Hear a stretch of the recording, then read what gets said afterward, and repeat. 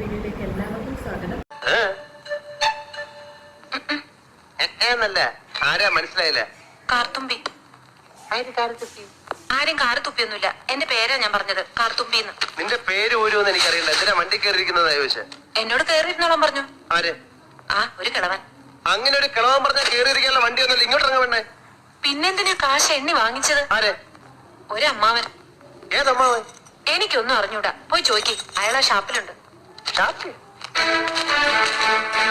ദേ വരുന്നു, അങ്ങോട്ട് ചോദിച്ചോളൂ. എന്താ ചോദിക്കണമെന്ന് വെച്ചാ. അമ്മാവാ, ഞാൻ എന്തൊക്കെയോ പറയുന്നു. മര്യാദയ്ക്ക് സംസാരിച്ച് ചവിട്ടിന്റെ ഇയാളാണോ ഈ പെണ്ണിന്റെ കാശ്? അമ്മാവൻ കാശൊന്നും വാങ്ങിയില്ല.